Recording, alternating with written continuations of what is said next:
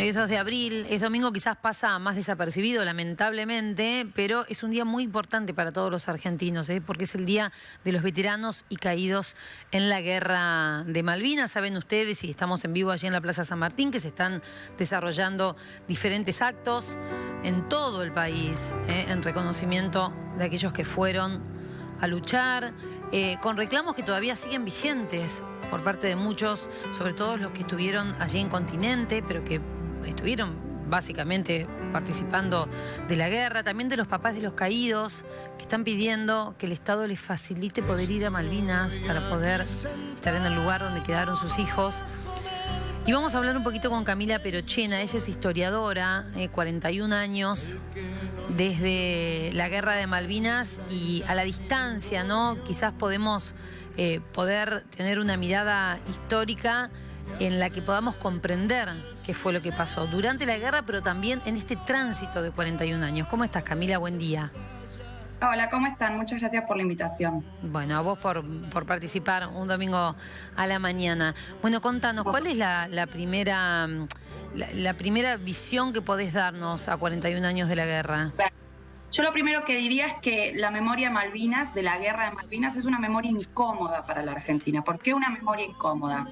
En primer lugar, porque no es tan fácil recordar la guerra de Malvinas como, por ejemplo, otras guerras del siglo XIX. Y yo diría que esto es por tres cosas.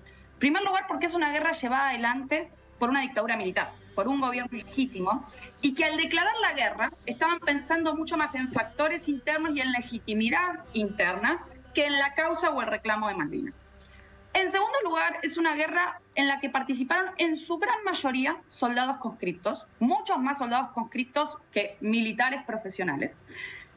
Y los militares profesionales que participaron de la guerra de Malvinas, muchos fueron militares que violaron derechos humanos en el continente durante la dictadura, y en algunos casos incluso torturaron a soldados dentro de las islas. Bien, entonces ahí ya representa una dificultad más para la memoria. ¿Recordamos a todos como héroes? ¿Solo aquellos que no violaron derechos humanos? ¿Cómo hacemos para encastrar esas dificultades de memoria? Y la tercera dificultad que plantea la guerra de Malvinas es que la derrota en la guerra de Malvinas, una derrota tremenda, porque fue una guerra tremenda, fue lo que posibilitó la transición a la democracia que nosotros tuvimos. Es decir, en gran parte, si nosotros tuvimos una transición a la democracia en la que los militares no pudieron imponer sus condiciones ni tiempos de transición, una transición en la que pudimos juzgar a los militares en 1985, eso en gran parte fue porque los militares fueron derrotados militarmente en Malvinas.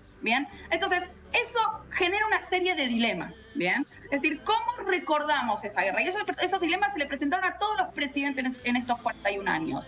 La recordamos como una guerra justa, pero que fue una aventura militar de una dictadura.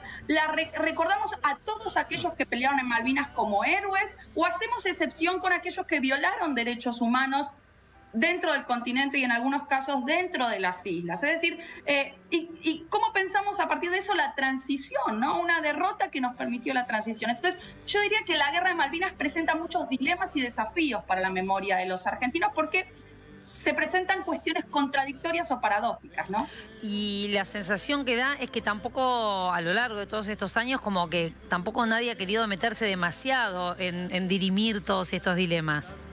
Es que meterse demasiado en dirimir estos dilemas es meterse con algo que es parte de la comunidad emocional de los argentinos, ¿no? Hay un autor que se llama Sebastián Carrasay, que tiene un libro que se llama Lo que no sabemos de Malvinas, y él rastrea, entre otras cosas, lo que hace es rastrear cuán lejos, cuán atrás la cuestión de Malvinas está arraigada en las emociones nacionalistas de los argentinos, ¿no? Y para eso él se va a la década del 20, a la década del 30, es decir, cuando empieza todo un proceso de malvinización, de unión entre el nacionalismo argentino y la idea de que hay que recuperar las Malvinas porque son parte de nuestro territorio, que para el 82 ya estaban muy arraigadas en la sociedad y que aún hoy están muy arraigadas. Entonces, plantear algunos debates sobre Malvinas es difícil porque es un tema con el que se mezclan muchas más cuestiones, es un tema del que se discute mucho y es entendible desde lo emocional ¿bien? Porque toca raíces muy profundas del nacionalismo argentino. Y si lo llevamos esto también a nosotros como ciudadanos, bueno, obviamente todo esto se va traspolando a cada uno de nosotros, pero la sensación que queda es que a pesar de que en los últimos años ha habido un reconocimiento importante, yo creo que cuando hablamos de héroes y hablando de lo que vos planteabas, hablamos de aquellos, obviamente, que respetaron los derechos humanos. Un héroe es una persona íntegra que dio su vida o no, pero que dio todo lo que tenía y que quizás pudo volver, pero que obviamente estamos hablando de aquellos que respetaron los derechos humanos, ¿no? Militares, que no los respetaron. Pero no es tan obvio. Digo, por ejemplo, el primer caído en Malvinas, Giaquino, que era un militar de Mar del Plata, que se sabe que participó de la represión y centros clandestinos de detención en Mar del Plata, hasta hace muy poco tenía una placa dentro del Consejo Deliberante de Mar del Plata que lo homenajeaba. Entonces, ¿y qué hacer con esa placa que homenajeaba al comandante Giaquino, o general, no me acuerdo el rango que tenía Giaquino, en Mar del Plata? Fue todo un debate muy difícil dentro de la comunidad. Es decir, ¿hay que recordarlo como un héroe o no? Entonces, ¿a vos te parece algo como, bueno, violó derechos humanos? Pero no es tan fácil en los pueblos, en las localidades, ¿no? Lo que te quería preguntar es qué pasa hoy, por ejemplo, en las escuelas. ¿Cómo se transmite esta historia en las escuelas primarias, en las escuelas secundarias? ¿Cómo estudiamos la guerra? ¿Cómo estudian nuestros chicos la guerra? Bueno, si la estudian, ¿no? Porque capaz que hay como ni está. En primaria y en secundaria, ¿no? Sí. Pero por lo general, la visión que se suele transmitir en las escuelas, sobre todo en las escuelas primarias, es una visión más bien nacionalista de la visión del conflicto. Es decir, una visión mucho más territorial, nacionalista, donde se hace más hincapié en que se trató de una guerra por una causa justa que en todos estos dilemas que yo te estoy planteando. Eso es entendible porque a ciertas edades hacer matices sobre algunos temas es muy difícil, pero también es lo que se suele hacer porque es lo que se hizo durante décadas con el tema de Malvinas.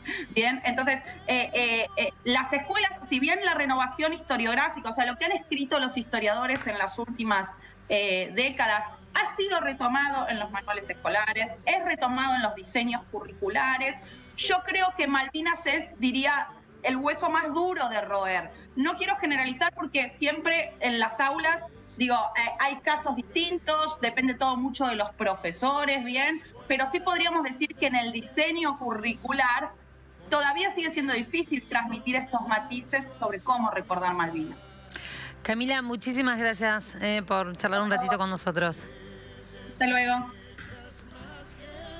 Bueno, ahí está, 2 de abril, Día de los Veteranos y Caídos en la Guerra de Malvinas.